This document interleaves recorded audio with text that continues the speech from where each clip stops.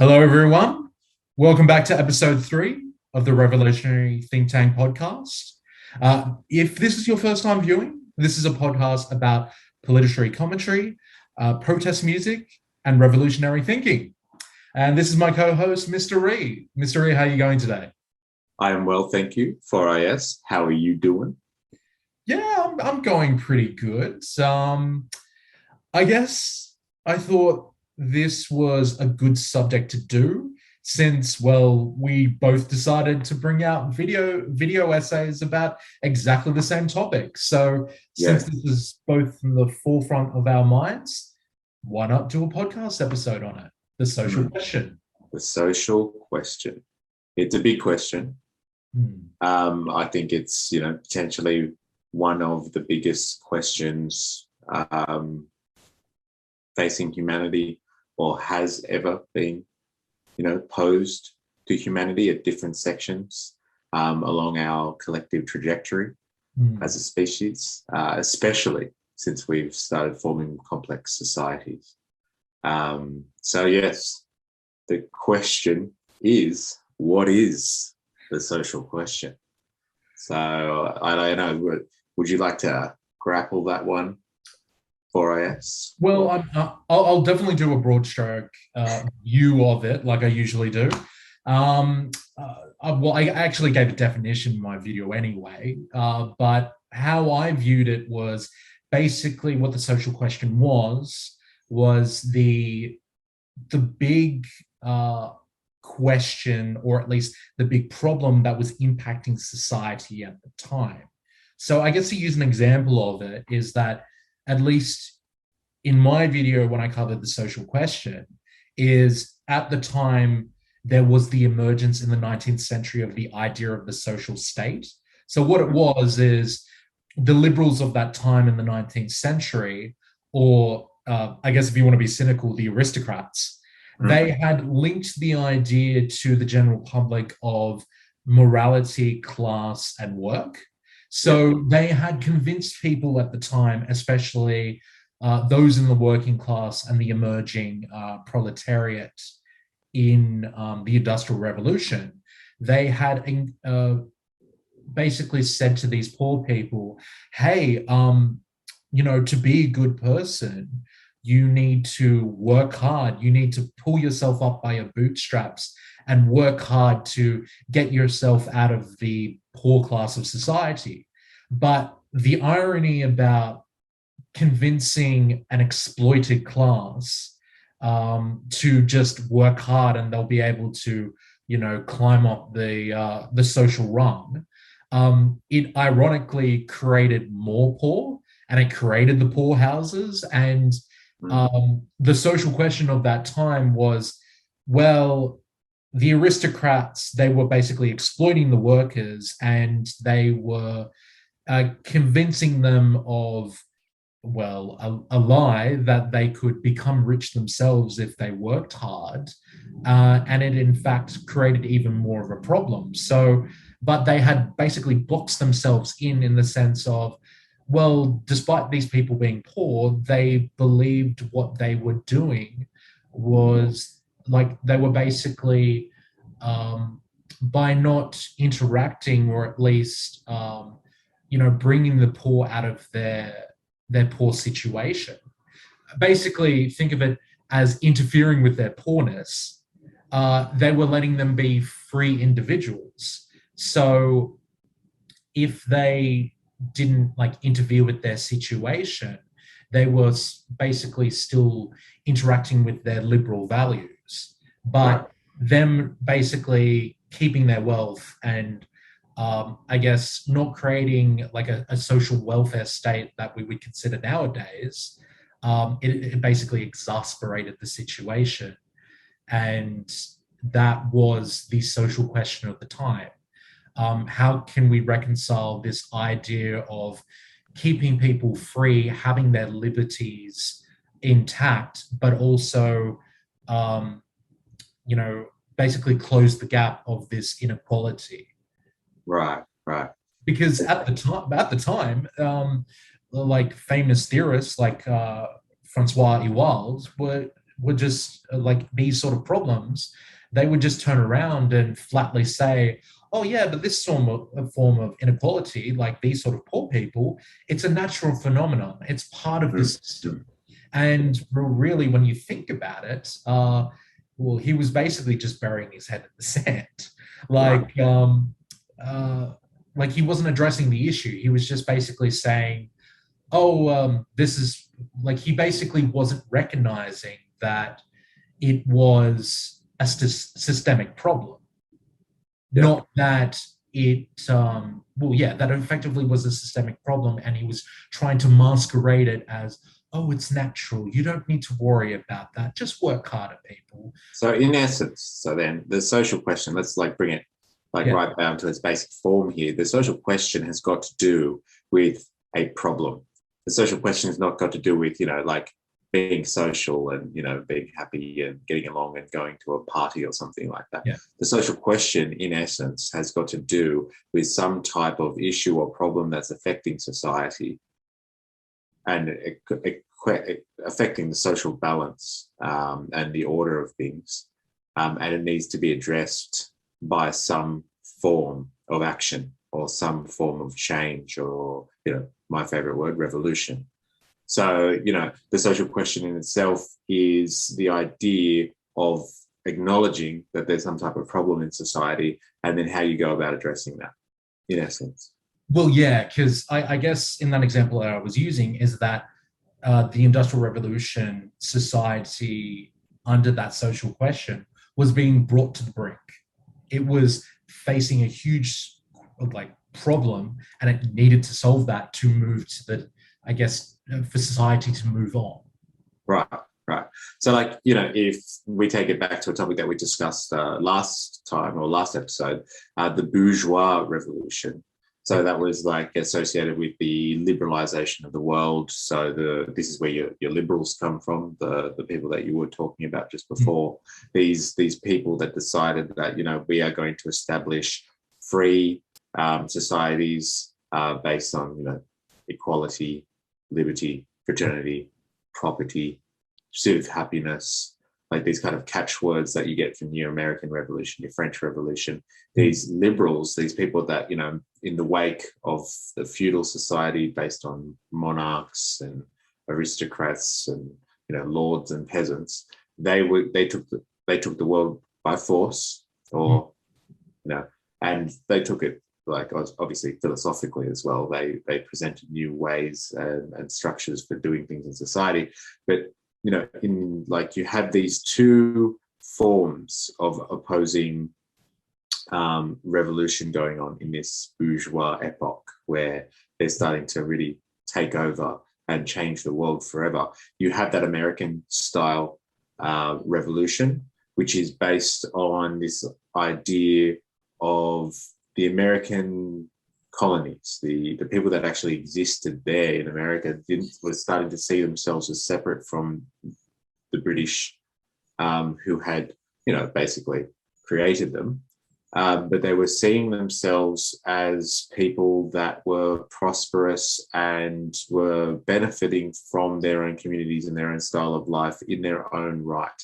And they didn't want to be controlled anymore by what they saw as a foreign influence. It wasn't them, the motherland for them anymore. It was just foreign interference. And so based on, this idea of them all being actually quite prosperous, they founded a society on this idea of, freedom, life, liberty, pursuit of happiness. Like it was this kind of, celebration of the society that they had.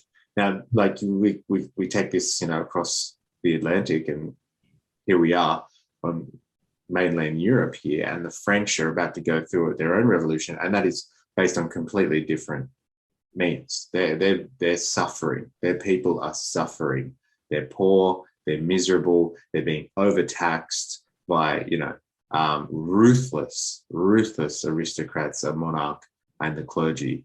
And the people have had enough. They're living in poverty. There's poor people, and they are absolutely miserable. In America, there are poor people, but if let's say you couldn't find work or you couldn't sustain yourself and your family, you just go out somewhere and find yourself a plot of land and you could make an existence for yourself. There was opportunity.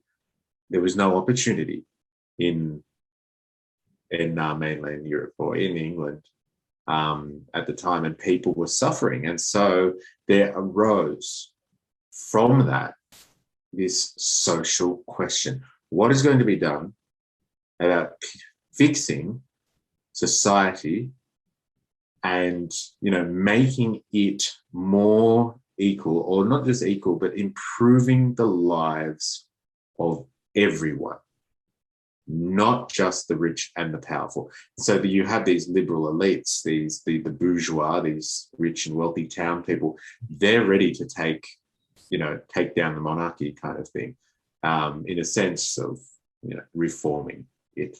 They didn't really have aspirations of completely revolutionary society at the start, but they're not going to do this alone. The monarchy holds all the power. They have the armies, they have the clergy, the behind them. So you have your spiritual backing as well as your physical force.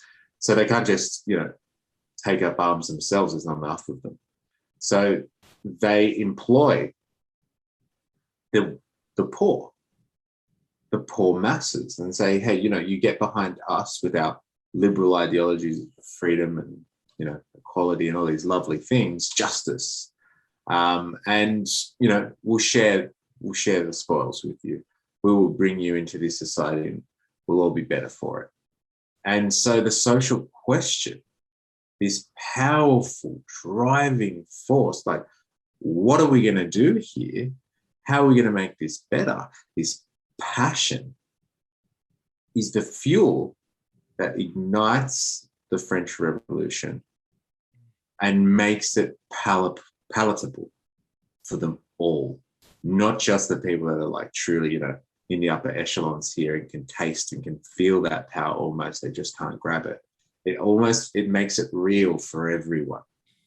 And like that passion there it's coming from that question. How do we get things better? How do we make things better?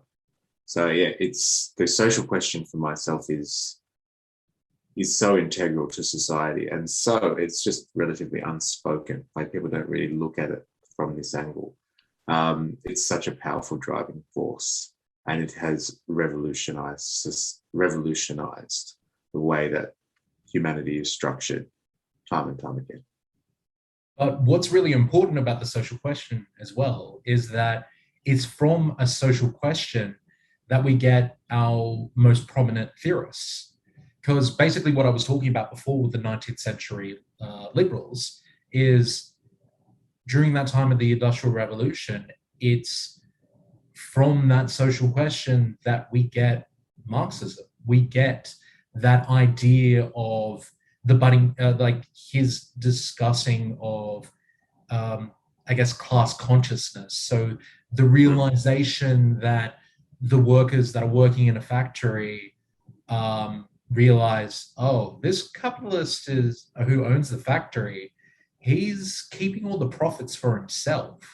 And we're just getting a few measly coins every single week. That's not right. Like, he's basically like, we're wanting to raise our wages as much as we can, and he wants to keep his profits as much as we can. It's that realization of the butting of heads between workers and capitalists. That's where we get Marx's ideas and the ideas of socialism. And if it wasn't for a social question and wanting to respond to a need from society, that we would get those theories. Like, basically, the social question is the spark of the next generation of thinking. Right. Yeah, it's a very integral force.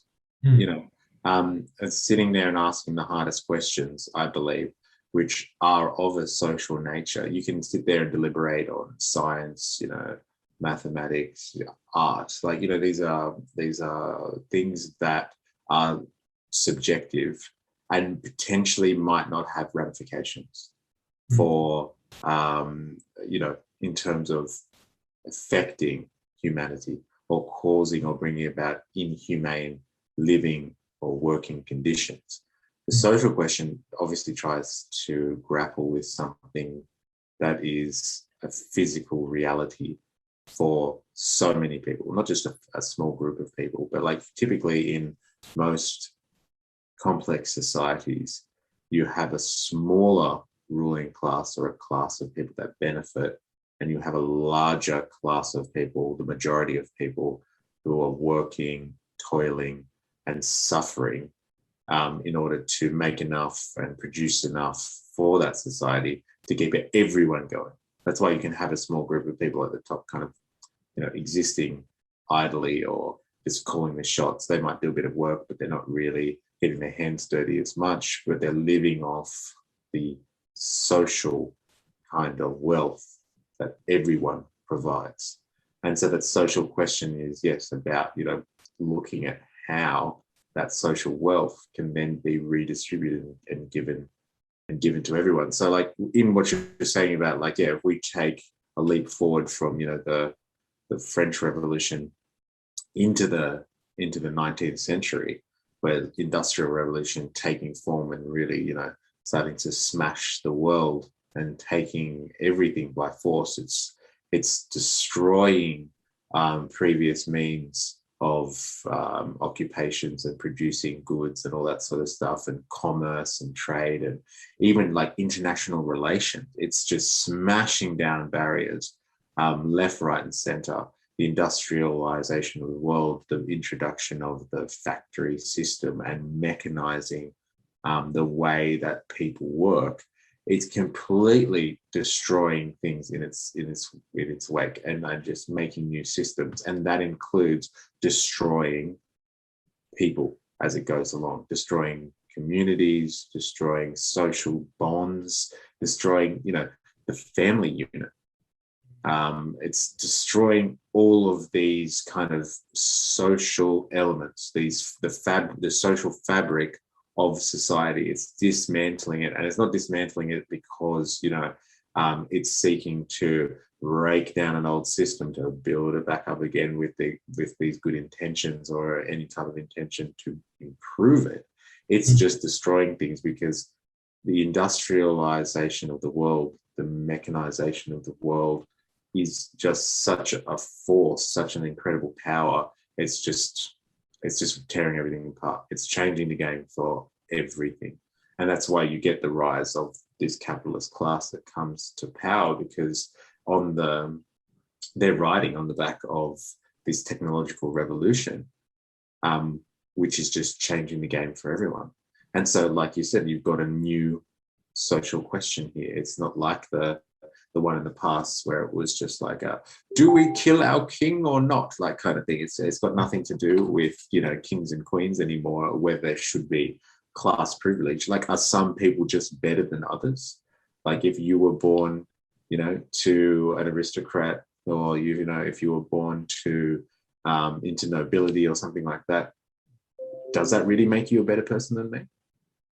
Like, that was a part of the social question as well. Should we break down these hereditary social hierarchies? That question is gone by this time. And it becomes a question of not, are you born into a life of privilege because you carry this name or what have you, you're part of this lineage. But then it becomes a question of, is it right that someone should have more privilege, more access, and better quality of life because they've got more money? They've got more capital. Ooh, buzzword. So yeah, you're right. Like the social question by this point has morphed into this huge phenomena, and it's becoming more complex. Well, I guess what ended up happening is that kind of it ends up being what we were talking about last week in terms of a revolution where somebody started by gaining power, and by the 19th century, we were kind of getting to that idea where it was very clear that the capitalists were on top, and them linking those ideas of class, morality, and work. It was getting to the point in terms of the system revolving that it was becoming a problem.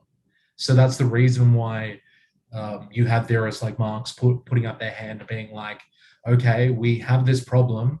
I propose this solution. Who's with me? The workers need to rise up. The proletariat needs to lead the people into a socialist future, which will be able to solve this problem where, okay, having capital in like a small number of hands, it's not working.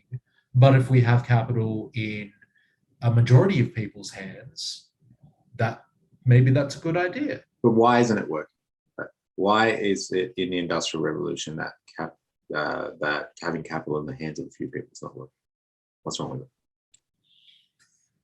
Well, I guess at least when I was viewing doing my essay, is that, well, fundamentally it was sowing a lie of, well, that the capitalists had the factories, they had the means to create the capital, but it was basically feeding a lie to the ordinary worker that if you just work in your little station and you toil away for the next 20 or so years, you'll have capital and you'll have this big factory like I have, when really them toiling away in that little square, that has nothing to do with, how getting that factory was to begin with, because getting that capital and the means of production, most likely it was handed down from their father. They got the deeds to that factory, or they basically, the worker isn't going to benefit from the nepotism of the factory owner's father. Yeah. That basically the means of creating that capital has nothing to do with working hard or pulling yourself up by your bootstraps. But essentially, in this changed into an industrial society, and where you have one based on the idea of, you have capitalists, people that own capital, that have enough money to invest and keep on making money continually, ever expanding that, the intention of ever expanding it anyway. You have again a system of class and privilege. It's just not bloodline anymore as such, and instituted because you are who you are, because of your name or your title. It's because of your access to goods and access to capital and stuff like that. So it's still got this system where some people are benefiting and a majority of people are not. And it's, from what I can understand of the Industrial Revolution, it's not just, it doesn't just stop at class issues. It comes down to the fact that this system itself at this point is incredibly inhumane. Like the factory system, if we're talking about the mid 19th century, so like 1850 or something like that, the factory system is not like, you just go, you work from 8 in the morning and then you go home at 6 at night kind of thing, and it's boring and it sucks, but whatever. Like, it's not that simple. People are dying in factories. They're being maimed in factories. It's dangerous work. You've got you've got children working for capitalists, because capitalists are looking for, obviously, to expand their capital as much as possible, to make as much money as they can. So they're hiring children to do the menial tasks that it doesn't take an adult to do. So they're basically hiring them at a fraction of the cost. And we're talking about kids in some industries that are as young as 4, and in manufacturing and handicraft, so you don't actually have to be in a factory, but you're still working, you're sewing maybe. There's reports of kids that are 2.5 years old helping their parents, with the work that they take home and they produce for their capitalists overlord kind of thing. And so you have children that are employed for cheap labor. Then you have like this kind of division between the genders going on as well, where like, yes, like a man seems to be, okay, so the man is physically stronger or something like that than a woman in the workplace. So the man seems to be like the center point in what you grade your wages on. So like if you can get women in to do the work that men can do, you pay them less of a wage. They're a cheaper form of labor again. And then you have like kind of this antagonism going on in workforces between men and women. And it's breaking down these traditional kind of family typologies and these family structures. And you have women who are pregnant and at certain points in their lives, they're nursing children and stuff like that, and they're being forced into workplaces. They're neglecting their children. There was this in England anyway. There was this crazy opiate boom and it wasn't because the workers were so stressed out they were drugging themselves up and just so they can survive a working day. We're talking about mums who have to work. They've got a little baby that they can't basically take to work with them, so they drug up their baby during the day. They give them whatever medicine that they can get their hands on to knock them out, basically, so they can go to work all day long. And so it's not just about the types of people they're employing and how they're exploiting them. It also has to do with the length of time in the day that they're exploiting them as well. So the way that a capitalist looks at labor is kind of like, all right, I give you this amount of money and you'll make that money back. So I'll pay that. You kind of make that money in a certain amount of time. But everything outside of that, so if you make that back in a few hours, everything outside of that is extra value for the capitalist. So, let's say you make your wage in 3 hours and they can somehow stretch 21 hours out of you, a whole day, that's dollar signs for the capitalists. So you do actually have people that are working 24 hours a day. They obviously aren't doing that 7 days a week, but they might work 3 days in a row until they collapse and they can't work anymore. And then they go home and get to sleep for a few hours before they start it all again. And you have people dying of exhaustion. And if you mix that in with kids, the kids are, and they're not even really growing up at all. And so you have this extreme exploitation on a number of levels of people happening in this industrial system. So the social question takes on this whole crazy kind of this crazy take that we just wouldn't understand today. We live in a more humane version of capitalism. I guess what you were kind of catching on was that everything was happening because the capitalist was wanting that surplus value. They wanted to create the profits, so they would do anything they could to the worker in order to get that surplus value. And I can tell that you've been reading Capital, because Marx very much goes into the exploitation that workers are under. And really, to kind of bookend what I was talking about before and what you were just talking about then, is that fundamentally what the social question was is that a lie was being sold to the worker that if you work a little bit harder, you'll be able to be a capitalist. But the thing is that this system was exploitative. It was designed to exploit the worker so the capitalist can get that surplus value, lessen their wages, the antagonism between males and females, as you were saying before, exploit their wages so they could make as much profit as they could. And hey, if somebody was willing, or at least they could force someone to work 24 hours a day, 7 days a week, they'll do it. Yeah, if they can get away with it, they would do it. And so you have this kind of this passion swelling up in people, this desire for change. And it's not just coming out of this place of, oh, wouldn't it be nice to do this? Wouldn't it be nice to do that? It's just this is almost life and death for these people.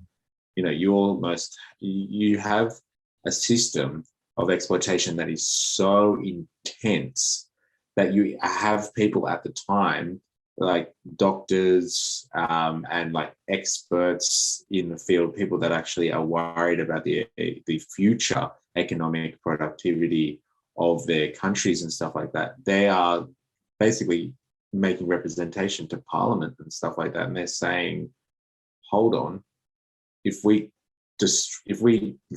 basically destroy our workforce now, and like people die because they're being overworked, and like we're not even letting young people grow up properly, and they won't be able to grow up to procreate, we're not going to have a workforce in the future. So we might actually have to just calm this down a little bit here and like, you know, like rein it in and stuff. So like there is a social question on that level. There's like there's so many layers to the social question going on here, because there's so many complex issues going on built around this system that is pinned on like the exploitation of a mass group of people and extracting as much as you can out of them. Like before that, when you had like, you know, kind of a lord and peasant system going on, you know, okay, the lord expects that the peasants are going to make all of this stuff, and he's going to tax them and take all of the stuff that belongs to him. But like, they're going to take that stuff. It's a set value almost. They expect a certain amount, and they'll take it regardless of whether the peasants got anything left for themselves. But if the peasants create more than what is expected of them, then like it's not going to be extracted any more than that. But like the way that like the industrial system works, it's basically like the more you can squeeze out of people, the more you get, and you basically squeeze your working populations so much till they're all dying, and they're so crushed under the weight of this system, they might not even be able to reproduce themselves for you to have anything in the future. So people start to think, oh, okay, maybe this isn't the right way to go. This is a social problem. Like this is where, like what you were saying before, you have people like Marx and philosophers, economists at the time that are taking on this social question, and they have a very specific way of doing it, like you were mentioning before. Very, very specific way of doing things. They even have a little game plan about how to get there. Well, I think this might be a good segue to think about, but you know, during the French Revolution, that was tackling a big social question. During the Industrial Revolution, that was obviously tackling a big question. Well, at least if you were at the moment in the east coast of Australia, you would have noticed the massive floods that have been happening at the moment. And, you know, before that, back in 2019, the massive bushfires that raised all over Australia. So, like, obviously, you know, that what we were talking about before was more systemic, but like systemic problems. But I guess what I'm kind of driving at is there a social question for today? Like, are we approaching that kind of, I guess, turning point in history that a new social question is emerging? I think that's an interesting thing to contemplate. Look, yeah, I would say that, you know, like the social questions always are developing. I don't think there's any real point now in our complex societies where, you know, there isn't social questions always being asked. How do we make things better for everyone?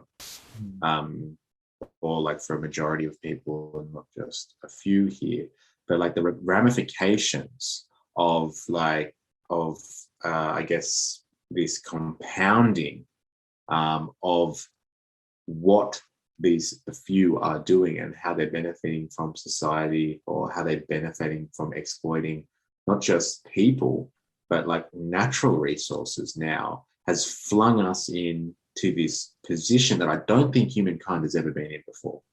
Humankind is, and like this is, you know, we're the only species that's probably capable of doing this, let's be honest. But humankind has flung itself right now into such a peculiar state of things that we are actually questioning and debating, and quite it's quite hotly debated topic, but we are grappling with the idea that we will be destroying humanity by our own actions, and if we continue in our current form of doing things, of the way that we produce and we exploit Mother Nature and our natural resources to create things for consumption, and our insatiable lust for goods, and the way that has shaped around the globe. It's not just like in a certain area or it's localized here or there. It's really taking the globe by storm,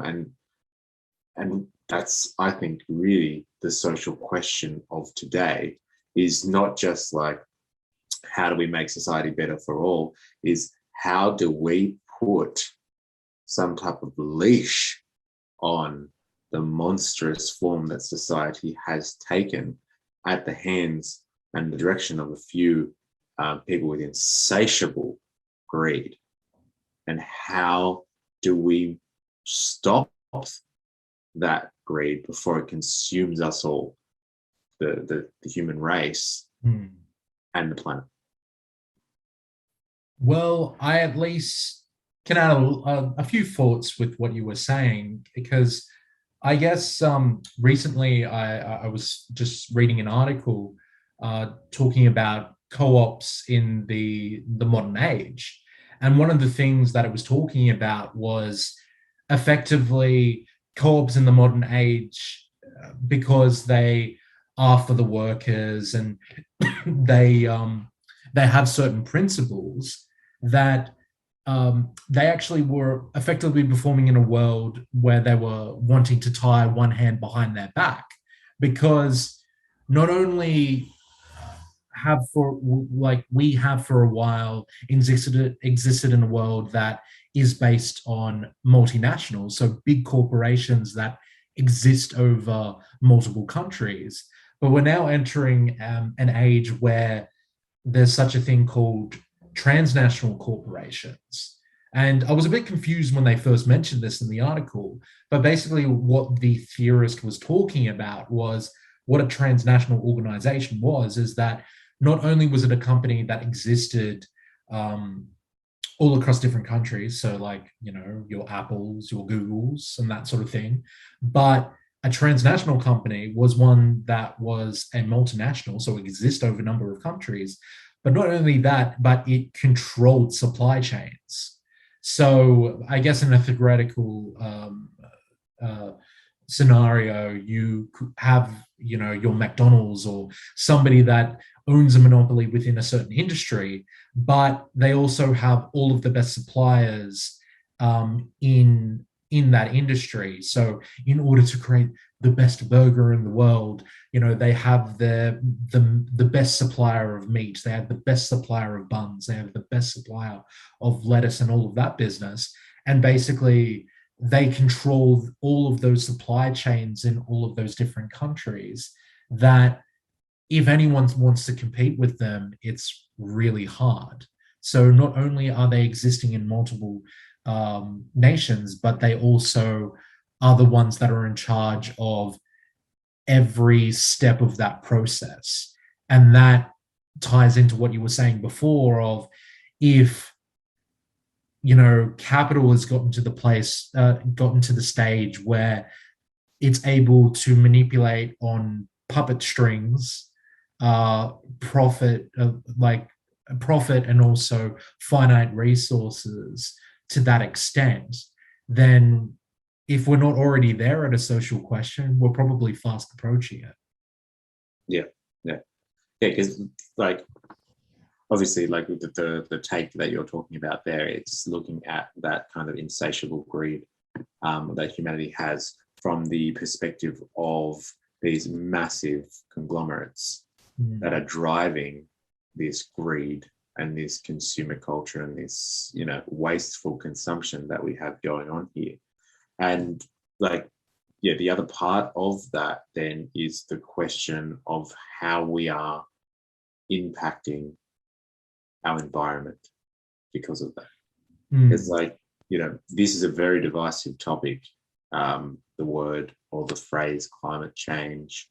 But like, whether you believe in climate change or not, there is still just a general understanding, I think, amongst humanity or the majority of people, that we are causing harm to our natural environments. Whether or not we think that we are changing climate, people will try and debate about that a lot, and at which rate we're changing climate, like the intensity and the ramifications of that, that's fine.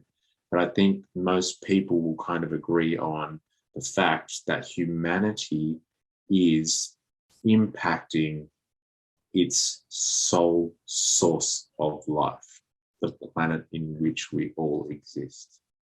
And that is probably, if the social question is really the most profound and the largest and most impactful question that has ever impacted humanity at whatever stage it's at, then humanity's impact on the thing which sustains its existence, and the potential that we actually might eradicate ourselves as a result, that is potentially that this blows the mind in terms of like how large of a question that is to ask, and then more so how to address. Like, no one has to look, I don't think no one has ever had to look at social issues and say, before, what do we do to make sure that the world is still here for the next generation? Usually they're just asking the question, how do we make things better for the next generation? Here, we're not even going that far. We're just being like, all right, how do we make sure they have a fraction of what we have at the moment, and they can still enjoy the beauty that is still in the world today? How do we make sure we've at least got a little bit of that left for future generations? It's a very different dynamic nowadays, and like, yeah, it's caused by transnational corporations. It's caused by our insatiable greed and lust for consumption. So it's not just a question of, I guess, the different components of society and one person's exploitation of a larger group of people causing this issue. It's society as a whole here. We are all to blame in this. That's actually a really good point that you raise, is that, from the French Revolution and the Industrial Revolution, it was a belief that here we are as a society, how do we get up to here?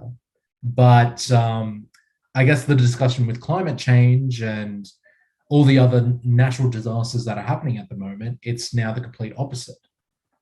It's like you said before, it's the idea of like, we have such a great quality of life up here. How do we at least make sure that the next generation has an equal? Well, actually, it's much more pessimistic than like that. It's just, how do we guarantee that it's exactly the same? Yeah, it feels like that. Like, how do we just at least keep this level? Because we know we've caused damage. Like, I think there's general consensus when it comes to that. Whatever position you take on environmental matters, the humans have had some form of impact on the areas, at least, which are in proximity to human habitation and human industry and human commerce and things like that.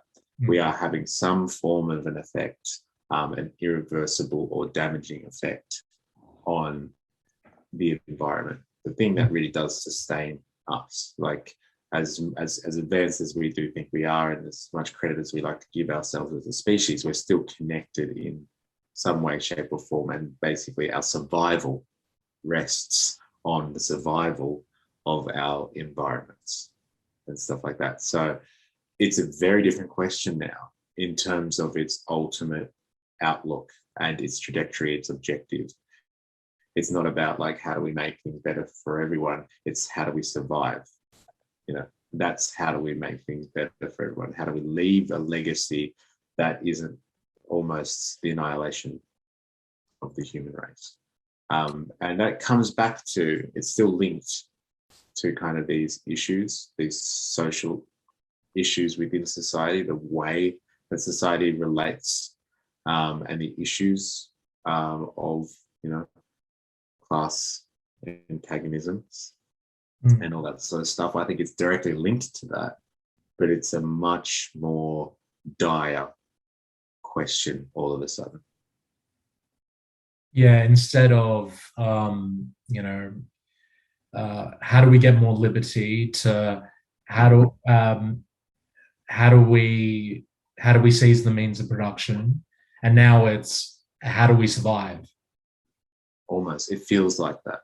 And if it's true, the things that are coming, like the trajectory and like the predictions, or like, let's even just take them as a half measure, some of the predictions about how the environment is going to be in certain parts of the world and all this sort of stuff, in 50 years time, and all that sort of stuff. We've got some massive social questions coming up, because let's just say parts of the world do become uninhabitable, and like these are the types of bands on the planet laterally where, like, we're talking about billions of people live currently. They will be needing to migrate and go to other parts of the world, in which it's still livable and can support, human life on a mass scale.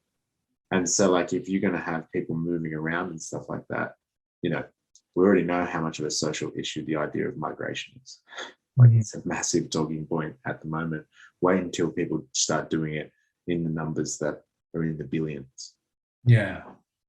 So these are some huge things. And like, I think for the 21st century, the social question, has taken on a whole new shape. And like, it is up to us.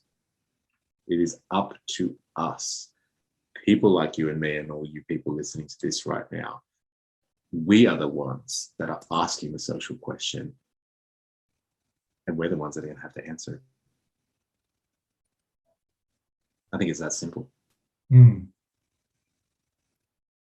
Okay. Well, now that I feel like we've probably answered that social question quite convincingly.